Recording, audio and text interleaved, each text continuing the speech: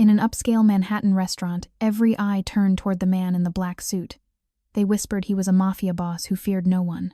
But when a young woman was attacked by a drunk guest during dinner, he was the only person who stood. He shielded her from violence and saved her without saying a word. No one knew she was the personal assistant to a powerful billionaire who drove a black Rolls-Royce to pick her up each night. 3 days later, that car stopped at the Mafia estate. And the driver who stepped out was not a chauffeur. It was the billionaire himself. The restaurant was called Bellevue, perched on the 43rd floor overlooking the East River. Crystal chandeliers hung from vaulted ceilings. White tablecloths stretched across mahogany tables arranged in perfect rows. Waiters moved in silence, pouring wine into stemmed glasses that caught the light. At the corner table near the window, Luca Moretti sat alone. He wore a black suit, white shirt open at the collar, no tie. His hair was dark and combed back from his forehead. His jaw was sharp, clean-shaven. His eyes were gray, the color of winter steel. He did not smile. He did not look around at the other diners. He cut his steak with surgical precision, chewed slowly, and drank red wine in measured sips. People glanced his way, then quickly looked down at their plates. They knew who he was, or they thought they did. Rumors traveled faster than truth in this city. They said he owned half the docks on the waterfront. They said he never lost a fight, never backed down from anyone. They said he had no family, no friends, no weaknesses worth exploiting. They were wrong about that last part. Near the center of the dining room, a birthday party was in full swing. Pink balloons bobbed above a cluster of young women in cocktail dresses. They laughed, clinked champagne glasses, took photos with their phones held high. Among them sat Elena Rivera. She wore a simple white dress with cap sleeves. Her dark hair was pulled back in a low bun. She was 26 years old and worked as a personal assistant to one of the wealthiest men in New York. She did not drink much tonight. She smiled politely when her friend Sarah made a toast about getting older and wiser, but her eyes kept drifting toward the window, toward the city lights spread out below like scattered diamonds. She was thinking about work, about the stack of documents waiting on her desk, about the early morning meeting scheduled with investors from overseas. She did not notice the man at the bar who had been watching her for the past 20 minutes. His tie loosened, his eyes growing darker with each glass of whiskey. His name was Richard Hale. He worked in corporate finance. Expensive watch on his wrist, designer suit now rumpled and stained. He had been drinking since 7 o'clock. Now it was past 10. The alcohol had stripped away whatever manners he once possessed. He stood from his bar stool, swayed slightly, then walked with determined steps toward the birthday table. He came up behind Elena, grabbed the back of her chair, and leaned down close to her ear. She turned, startled by the smell of smoke and liquor on his breath. He said something crude, something that made the women at the table go quiet. Elena pulled away, stood up, tried to create distance. He grabbed her wrist, fingers digging into her skin. She pulled harder. He yanked her back toward him, laughing. The other women gasped. One of them shouted for help.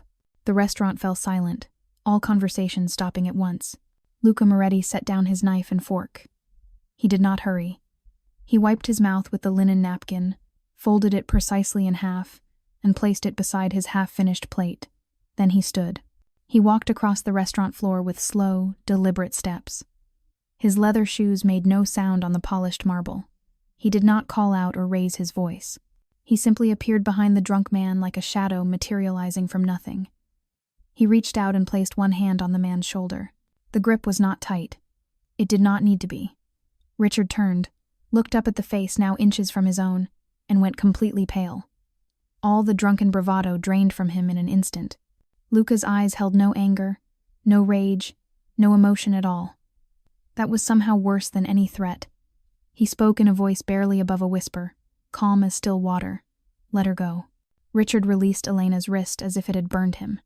He stumbled backward, nearly tripping over his own feet, mumbled something that might have been an apology, and fled toward the exit. The restaurant remained frozen in silence. Luca turned to Elena. She was shaking, one hand rubbing the red marks on her wrist where Richard had grabbed her. Luca reached into his jacket, pulled out a clean white handkerchief, and placed it gently on the table beside her. He did not touch her or speak to her directly. He simply met her eyes for one brief moment, nodded once, then turned and walked back to his own table. He left a $100 bill beside his unfinished meal, and disappeared through the main doors without looking back. Elena stood there frozen, holding the handkerchief in her trembling hands. She looked at her friends, but they had no answers, only wide eyes and whispered questions. She looked at the door where the man in black had vanished. She felt something she could not name or understand. Fear, yes, that was part of it, but also something else. Curiosity, gratitude.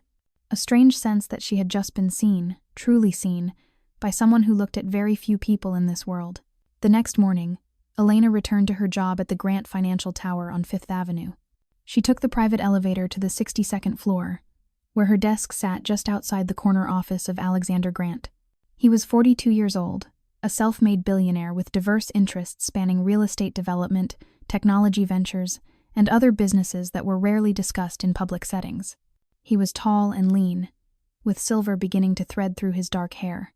He wore custom-tailored suits from London and handmade Italian shoes. He was unfailingly polite, always composed, and completely unreadable. Elena had worked for him for 3 years now. She knew exactly how he took his coffee, knew his schedule down to the minute, knew which restaurants he preferred for different types of meetings.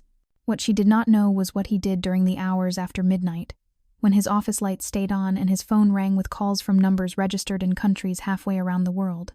At 6 o'clock that evening, Alexander appeared in the doorway of his office. He wore a charcoal gray suit and carried a slim leather briefcase. "Ready?" he asked, his tone neutral. Elena nodded, gathered her coat and bag, and followed him to the elevator. They rode down in silence, the only sound the soft hum of the descending car. When they reached the underground parking garage, a black Rolls-Royce Phantom sat waiting under the harsh fluorescent lights. Alexander opened the driver's door and slid behind the wheel himself. Elena paused, surprised. "You're driving tonight?" she asked. He started the engine with a quiet purr. "Get in," he said simply. She did. They drove through the Manhattan streets in complete silence. Rain began to fall, light at first, then heavier, streaking the windows with silver trails. The wipers moved in steady rhythm. Alexander's hands rested lightly on the leather steering wheel, his movements smooth and controlled. His eyes flicked to the rearview mirror, then across to where Elena Saturday. "You had an interesting evening last night," he said. It was not a question. It was a statement of fact. Elena's breath caught in her throat. "How did you know about that?"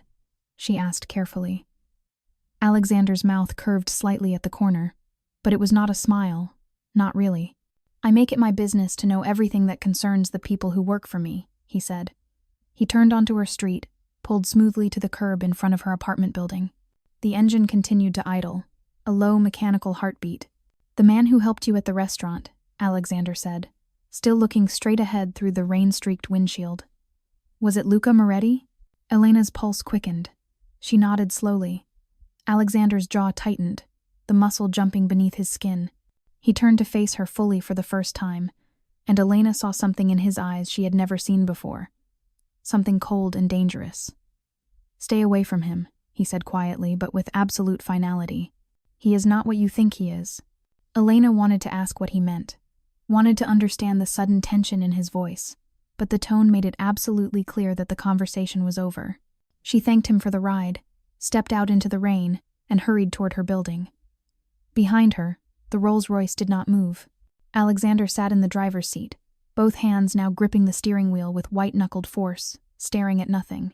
He and Luca Moretti had history together, old history.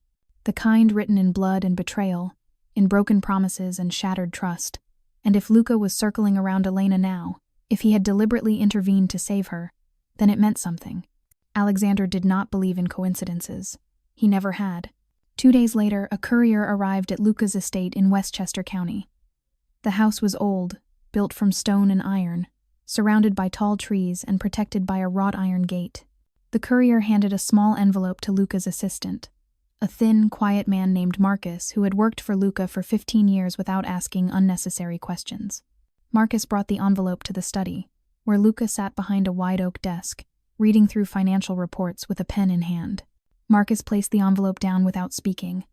Luca glanced at it. No return address visible. He picked up a silver letter opener and sliced through the seal. Inside was a single handwritten note on cream-colored stationery. The handwriting was careful and elegant, clearly feminine. The note read simply, Thank you for saving my life." It was signed with just one name, Elena. Luca stared at the note for a long time, reading those few words over and over. Marcus stood waiting by the door. "Should I prepare a reply?" Marcus finally asked. Luca folded the note carefully along its original creases and placed it in the top drawer of his desk. "No," he said quietly. "Kind people are rare in this world. Let her remain kind." That night, Luca could not sleep. He sat in the leather chair by his bedroom window, looking out at the darkened woods beyond his property. He thought about the woman in the white dress, about the fear he had seen in her eyes, and then the strange calm that had followed when she looked at him. He had not felt anything real in such a long time, not since he lost everything that mattered. Not since Alexander Grant destroyed him and walked away clean. But now, thinking about that handwritten note, he felt something flicker inside his chest. Something fragile and unwelcome and dangerous. Hope. The following week, white roses began appearing at Elena's office. Every morning a new bouquet arrived, no card attached, no sender's name visible. Just perfect white roses arranged in simple glass vases. She asked the front desk receptionist who was sending them. The receptionist checked the delivery records and could only say they were paid for in cash, no name given. Elena brought one of the roses home, placed it in a water glass on her kitchen counter. She stared at it while making tea, watching steam curl upward. White petals, perfect and untouched. She wondered if they were from him. She wondered why she hoped they were. Meanwhile, Alexander hired a private investigator. He needed to understand why Luca Moretti had been at that particular restaurant on that particular night. Was it coincidence or calculation? The investigator returned with unsatisfying answers. Luca dined at Bellevue twice a month, always the same table, always alone. No surveillance equipment found. No connection to Elena discovered before that night. Alexander was not satisfied with this information. He doubled the security protocols around Elena, added tracking software to her work phone, installed new cameras in the hallways of her apartment building. He told himself it was for her protection, to keep her safe. Deep down, he knew it was about something else entirely. It was about control. It always had been. The following week, the annual Metropolitan Museum charity auction took place. Elena attended as Alexander's guest. She wore a navy blue evening gown that fell to her ankles and carried a small clutch purse. They moved through the marble halls together, past ancient sculptures and Renaissance paintings, into the grand ballroom where round tables were set with gold flatware and tall centerpieces of white roses and orchids. Alexander moved smoothly through the crowd, greeting board members and wealthy donors, shaking hands with the practiced ease of someone who belonged in these circles. Elena followed one step behind, as was expected. Then she saw him across the room. Luca Moretti stood near the far wall, speaking quietly with an elderly woman in a wheelchair. He wore a perfectly tailored black tuxedo. His expression was calm, detached, unreadable as always. But when he glanced up and their eyes met across the crowded ballroom, something shifted in the air between them. Elena's breath caught in her throat. Luca held her gaze for exactly 3 seconds, then deliberately looked away and returned his attention to the elderly woman. Elena felt her face flush with sudden heat. Alexander noticed immediately. He followed the direction of her gaze, saw Luca standing there, and his entire posture changed. His hand moved to Elena's lower back, in a gesture that was clearly possessive rather than protective. He leaned close to her ear. "Stay with me tonight," he said softly. "Do not leave my sight." It was not a request. It was a command. The auction began. Items were called from the stage. Bids were placed by numbered paddles held high. Luca bid on an educational scholarship fund for orphan children, and won with a donation of $200,000.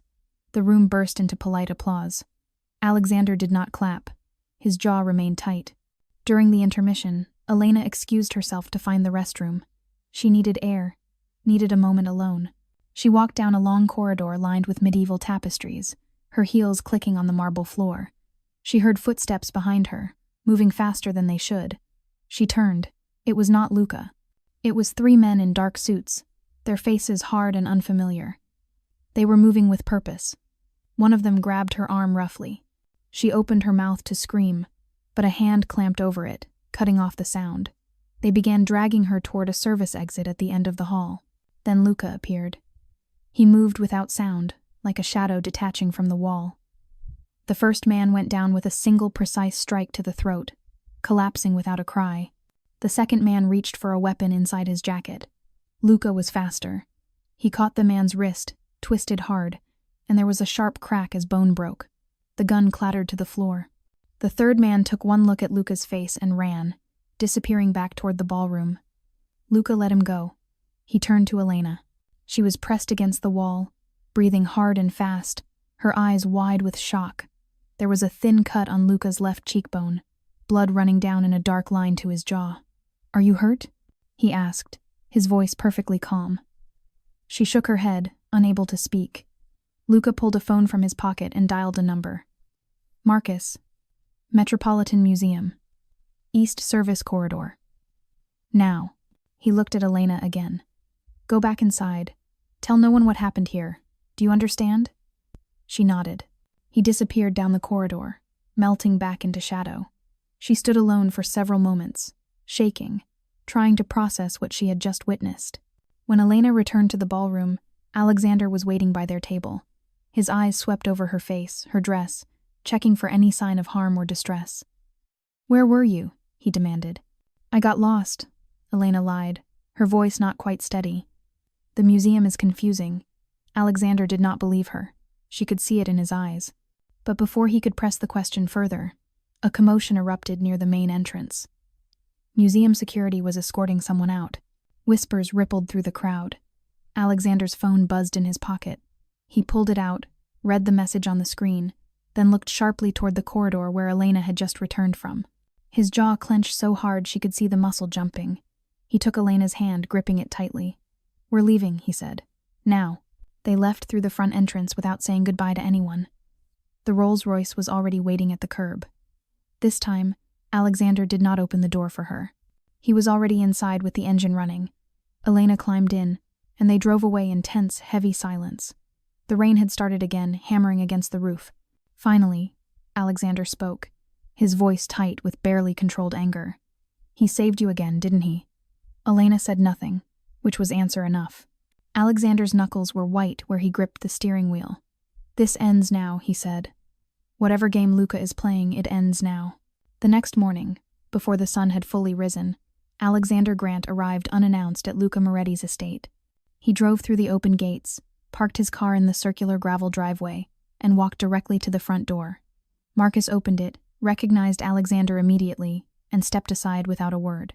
Alexander found Luca in the library, standing by the stone fireplace with a glass of whiskey in his hand despite the early hour. Luca did not turn when Alexander entered the room. "You have considerable nerve coming here uninvited," Luca said calmly. Alexander closed the heavy wooden door behind him. "I came to thank you," he said, his voice cold as ice, "for saving someone who belongs to me." Luca turned then, slowly. His gray eyes met Alexander's blue ones. "She doesn't belong to anyone," Luca said quietly. "She's not property." Alexander stepped closer, crossing the Persian rug. They were the same height, built almost identically. Two predators circling each other in a confined space. "Let me be absolutely clear," Alexander said, his voice dropping lower. "Stay away from Elena Rivera. Whatever debt you think she owes you, consider it paid in full. But if you take one more step toward her, if you involve her in whatever vendetta you're planning, I will end you." Luca smiled, but there was no warmth anywhere in the expression. "You already tried to end me once, Alexander. It didn't work out the way you planned." Alexander's face showed nothing. "That was business. This is personal." Luca set his glass down on the mantel with a soft click. "Then we finally agree on something. She is not a pawn to be moved around your board. She is not a transaction to be negotiated. So whatever threats you rehearsed on the drive here, save your breath. I have no interest in playing your games anymore." "Then why were you at the museum last night?" Alexander demanded. "Why were you there at all?" Luca's eyes narrowed slightly. "I have attended that charity auction every year for the past 5 years. I support the Children's Scholarship Fund personally. Check the museum's donation records if you don't believe me. If you think I somehow orchestrated an attack just to play hero, then you're not as intelligent as you used to be." Alexander studied his face carefully, searching for any sign of deception. He found none, but trust was not something Alexander kept in ready supply. "Stay away from her," Alexander repeated one final time. Then he turned sharply on his heel and walked out, the door slamming behind him with finality. Luca stood alone in the library, staring at the closed door. But outside in the entrance hallway, Elena Rivera stood frozen in place. She had followed Alexander's car from the city. She had arrived just in time to hear everything through the half-open library door. When the front door slammed and the Rolls-Royce drove away, she stepped into the library doorway. Luca turned, saw her standing there, and went completely still. "You shouldn't be here," he said quietly. "I need to know the truth," Elena said. Her voice was shaking, but she forced herself to stay where she was, to not run. "What did Alexander do to you?" Luca looked at her for a long moment, weighing something in his mind. Then he walked to the desk, opened a drawer, and pulled out an old photograph. He handed it to her without speaking. The photograph was faded with age, the colors washed out. It showed two men, younger versions, standing in front of a construction site. One was Alexander, smiling broadly with his arm slung around the shoulders of the other man. The other man was Luca. They looked like friends, like brothers even. "We were partners once," Luca said quietly, watching her face as she studied the photo. 15 years ago, Alexander needed someone who could move money quietly through offshore accounts. Someone smart enough to build a system that wouldn't get caught.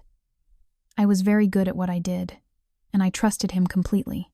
He took the photograph back from her hands, looked down at it with something that might have been pain or might have been nothing at all. When the federal investigators finally came, as they always do eventually, Alexander pinned everything on me. Every account, every transaction, every illegal movement of money. He handed them my name and walked away clean. I went to prison for 3 years. He took those 3 years to build an empire on the foundation I had laid for him. Elena's hand came up to cover her mouth. "I didn't know," she whispered. "I had no idea." Luca set the photograph face down on the desk. "Why would you know?" Alexander is exceptionally skilled at rewriting history to suit his needs, at erasing inconvenient truths. He turned to face her fully. "I don't blame you for working for him. You're not responsible for what he did to me. But now you understand why he wants you to stay away from me. It's not about protecting you from danger. It's about maintaining control. It always has been." Elena felt tears beginning to form in her eyes. Not for herself, for the man standing in front of her, who had been destroyed and betrayed and had somehow rebuilt himself from nothing. "I'm so sorry," she said. Luca shook his head slowly. "Don't apologize for things that aren't your fault. I survived. That's more than many people can say." She did not leave. Instead, she stepped closer to him, crossing the space between them. "Why did you help me?" she asked. "Twice now. You didn't know me. You owed me absolutely nothing." Luca's expression softened, just barely, just for a moment. "Because when I needed help most desperately in my life, no one came," he said simply. "And I made a promise to myself that if I ever had the chance, if I ever saw someone who needed help, I would be the person who stood up. I would be different." Over the following weeks, Elena and Luca began meeting in secret. Small coffee shops in Brooklyn where tourists never ventured. Independent bookstores in Queens where no one would recognize them. Anonymous places where they could simply be two people talking. He taught her things she had never learned in her carefully structured, controlled life. How to read body language, to see the truth behind polished corporate words, how to defend herself if violence came again, basic moves that might save her life. She taught him things he had forgotten or perhaps never known. How to laugh without bitterness. How to trust another person, even slightly. How to believe that kindness was not always a manipulation, not always hiding a knife. They talked for hours about everything, about childhood spent in different worlds, about losses that still ached, about dreams that had been abandoned and dreams that might still be rebuilt. One evening, they sat together in the small kitchen of a safe house Luca kept in the Bronx, a place no one knew about. Rain hammered against the windows like fists demanding entry. Luca made pasta from scratch, his hands moving with practiced efficiency. Elena set the table with mismatched plates and silverware. They ate in comfortable silence, the only sound the rain and the occasional clink of forks. Then Elena set down her fork, looked directly at him, and said, "I think I'm falling in love with you." Luca's fork stopped halfway to his mouth. He set it down very carefully. "You shouldn't," he said after a moment. "Why not?" Elena asked, her voice steady. "Because I will only bring danger into your life. Everything I touch eventually burns." She reached across the table and took his hand in both of hers. I would rather face danger with someone honest than live safely with someone who lies to me every single day. Luca stared down at their joined hands. His thumb brushed slowly across her knuckles. If we do this, he said quietly, if we take this step, there is no going back to how things were. Alexander will not let you go easily. He never releases what he considers his. Elena squeezed his hand tighter. Then we fight together. I'm done being controlled. But Alexander was watching. He was always watching. Security cameras, paid informants on street corners, sophisticated tracking software embedded deep in Elena's work phone. He saw every coffee shop meeting, every bookstore visit, every late night when she did not come home. And when a small bomb exploded in the garage beneath Luca's Westchester estate one Tuesday morning, it was very clearly a message. A warning. No one was hurt. The blast was precisely controlled, calculated to frighten rather than kill. But the meaning could not have been clearer. Back away from her, or the next device will not be a warning. Elena discovered what had happened through a breaking news alert on her phone. Her hands were shaking as she read the headline. She did not wait, did not think. She grabbed her coat and ran out to the street, hailed a taxi, and gave the driver Luca's address. When she arrived, fire trucks and police cars were still there, lights flashing red and blue against the gray morning sky. She pushed through the gathered crowd of neighbors and reporters, searching desperately. Then she saw him. Luca was standing in the driveway, covered in dust and ash and soot, but clearly alive, clearly unharmed.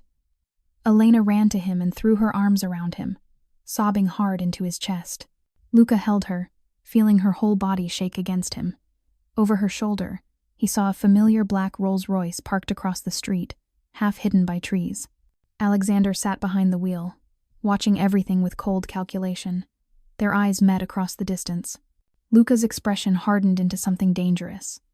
He whispered into Elena's hair, his voice absolutely certain. I will end this. I promise you. You will never have to be afraid again.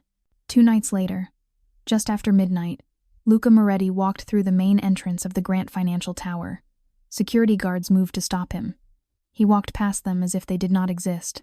Alarms began to ring throughout the building. He ignored them completely. He took the stairs instead of the elevator, climbing flight after flight. By the time he reached the 62nd floor, Alexander Grant was waiting in his office, standing in the center of the room with his hands in his pockets, looking as calm as still water. I wondered when you would finally come, Alexander said. Luca closed the door behind him with deliberate care. You tried to kill me, he said flatly. Alexander shook his head slightly. If I had wanted you dead, Luca, you would be in the ground right now. That explosion was a warning. Nothing more. Luca took a step closer. You put Elena in danger. You used fear as a weapon against her. That is where you crossed a line you cannot uncross. Alexander's expression remained utterly unchanged. Elena is a tool, Luca. She always has been. I needed someone close to you, someone you would instinctively want to protect and trust. And you fell for the manipulation beautifully, exactly as predicted. Luca went very still. For one terrible moment, doubt flickered across his face. Then he shook his head slowly. You're lying. You always lie when you're cornered and desperate. Alexander smiled coldly. Am I? Ask her about the confidential report she filed 2 weeks ago. Ask her why she requested access to your offshore financial records. Ask her who instructed her exactly where to look and what to search for. Luca's jaw clenched hard. He knew Alexander was trying to manipulate him, to plant seeds of doubt and division, but the seed had been planted regardless. I don't care what elaborate lies you've constructed to justify your actions, Luca said, his voice dropping to something dangerous. But I will give you one single chance. Walk away from Elena. Disappear from her life completely. Or I will systematically destroy everything you have built, the same way you once destroyed me.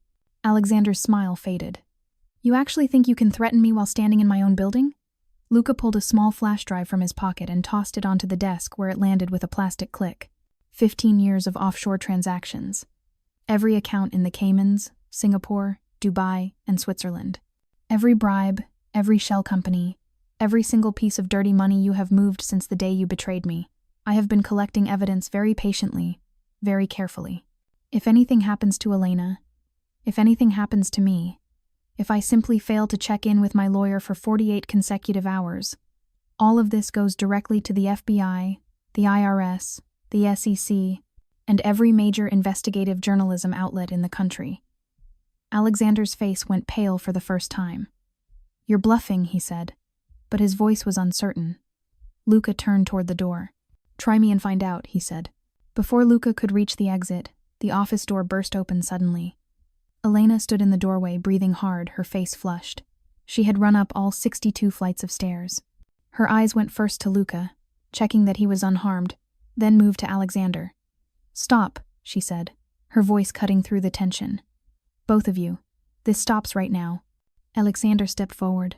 "Elena, this doesn't concern you, and you should not be here." "Yes, it absolutely does concern me," Elena cut him off sharply. She looked directly at Alexander. "I know what you did to Luca 15 years ago. I know about the prison sentence, the betrayal, everything. And I quit working for you. Effective immediately. I should have done it weeks ago." She turned to face Luca. "And I know you're trying to protect me by threatening him and burning your own life down. But I don't need you to destroy yourself for my sake. What I need is for you to walk away from this office right now. With me. Together." Luca stared at her. Elena walked across the office, took his hand firmly in hers. "We leave together right now. We let Alexander keep his empire and his lies and his carefully constructed world. And we go build something new.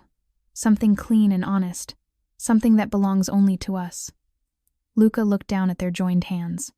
Then he looked at Alexander, who stood frozen, fury and disbelief, and something like desperation warring across his usually controlled face. Luca nodded once. "Okay," he said simply. He and Elena walked out of the office hand in hand. Behind them, Alexander sank slowly into his leather chair, the flash drive still sitting on his desk like a ticking bomb he could never safely defuse. He had lost. Not because Luca had beaten him in some contest of strength or strategy, but because Elena had made a choice, and that choice had stripped away the last piece of leverage he possessed. 3 months passed. Elena opened a small cafe in a quiet Brooklyn neighborhood. It had exposed brick walls, wooden tables worn smooth by use, and floor-to-ceiling shelves lined with secondhand books. She served good coffee and fresh pastries baked each morning. She hired local artists to display their paintings on the walls, rotating the exhibition every month. It was simple. It was modest. It was entirely hers. Luca came by every single morning without fail. He sat at the corner table by the window, read the newspaper with reading glasses perched on his nose, and drank espresso from small white cups. People in the neighborhood came to know him over time, not as a mafia boss or a criminal, just as the quiet, polite man who always left generous tips and sometimes helped carry heavy boxes when delivery trucks arrived. One evening after closing time, Elena locked the front door and turned to find Luca standing in the center of the empty cafe. He was holding a small velvet box in his hands. He did not drop to one knee or make a grand theatrical gesture. He simply opened the box. Inside was a silver ring, elegant in its simplicity, with a single small diamond that caught the fading light. "I spent most of my life believing I was beyond redemption," Luca said, his voice quiet but absolutely steady. "That the choices I made had marked me permanently as someone unworthy of anything good or pure. But you showed me something I had completely forgotten, that people are not defined by where they come from, or what they have done in their past. They are defined by what they choose to do next, in this moment, today, tomorrow, and every day after. I choose love. I choose honesty. I choose you, if you will have me." Tears filled Elena's eyes and spilled down her cheeks. She crossed the cafe, took the ring carefully from the box, and slid it onto her own finger. Then she kissed him there in the dim golden light filtering through the front windows, surrounded by the lingering smell of coffee and old books and new beginnings. "Yes," she whispered against his lips. "Yes, 1,000 times yes." The wedding took place on a clifftop in southern Italy, overlooking the impossibly blue Tyrrhenian Sea. The sky was clear and bright. White-capped waves crashed rhythmically against the ancient rocks far below. Simple white chairs sat in neat rows on the grass. Only 30 people attended the ceremony. A few former associates who had become genuine friends over the years. The teenagers from the orphanage that Luca had quietly funded since the day he walked out of prison. The employees from Elena's cafe, who had become like family. No cameras, no journalists, no headlines, just people who mattered. Elena wore a simple white dress, sleeveless and flowing, moving gently in the sea breeze. Luca wore a dark suit with the collar open and no tie. He stood at the makeshift altar, waiting, the warm sun on his shoulders. A string quartet played something soft and wordless, notes carried away on the wind. Elena walked toward him down the grass aisle, carrying wildflowers picked that morning from the hillside. When she reached him and looked into his eyes, Luca Moretti felt something he had not felt in 15 years. He felt whole. He felt forgiven. He felt like he had finally come home. The officiant was an old priest who had known Luca as a boy, before everything went wrong. He asked if Luca had anything he wished to say. Luca turned to Elena and took both her hands in his. "I have spent most of my adult life believing I was beyond any possibility of being saved," he said, his voice low but carrying clearly in the quiet. "That the mistakes I made and the path I chose had marked me forever as someone unworthy of redemption or grace. But you showed me something I had forgotten existed in this world, that people are not forever defined by where they come from or what they have done. They are defined by what they choose to do next. Today, I choose love. I choose honesty above deception. I choose you, now and always." Elena's tears spilled over, but she was smiling more brightly than the Italian Sunday. The priest pronounced them married. The small gathered group stood and applauded. Luca leaned down and kissed his wife slowly, deeply, tenderly, as fireworks suddenly burst over the blue sea behind them, gold and silver against the perfect sky. Later, during the simple reception, Luca walked alone to the very edge of the cliff.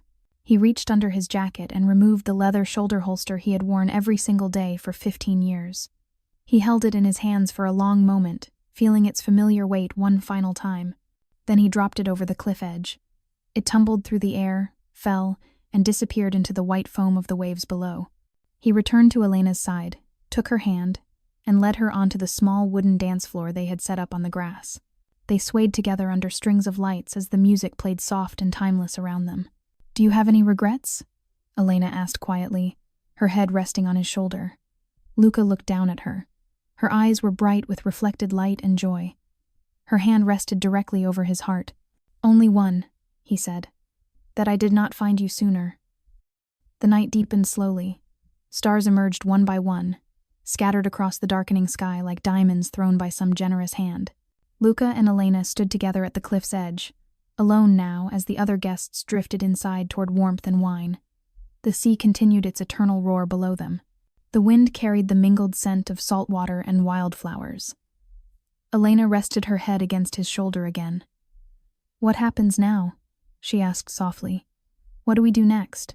Luca wrapped his arm around her, holding her close. "Now we go home," he said simply. "We live quietly and honestly. We build something that actually matters to us. And we prove every single day that even the darkest past can lead to the brightest possible future." She tilted her head back to look up at him, and in the silver moonlight she saw something she had never seen in any other man's face. She saw not the Mafia boss that the world had whispered about in fear, not the criminal with blood on his hands and darkness in his history. She saw the man who had chosen to save her twice, first from physical danger, and second from a life built entirely on someone else's comfortable lies. "I love you," she said. He kissed her forehead with infinite gentleness. "I love you too," he replied. "More than I knew it was possible to love anything." And there, standing on the very edge of the world, with the ancient sea crashing against rocks far below, and countless stars watching from above, two people who had been broken by life found each other in the darkness. And in finding each other, they discovered they could be whole again. The story ended there, as all true stories eventually must. Not with drama or spectacle or grand theatrical gestures, but with a quiet promise made and kept, that no matter how dark and long the night, dawn always comes eventually. And when it finally arrives, it brings with it the possibility of redemption, the gift of forgiveness, and a love strong enough to completely rewrite the past. Luca Moretti was no longer a mafia boss. Elena Rivera was no longer an assistant trapped in someone else's carefully designed game. They were simply two people who chose each other freely, who built a life together that smelled like morning coffee and tasted like homemade pasta on rainy evenings. A life where kindness was never weakness, where silence was not surrender but peace, where love was not a transaction to be calculated but a choice made new every single day. And that, in the end, was more than enough. It was everything.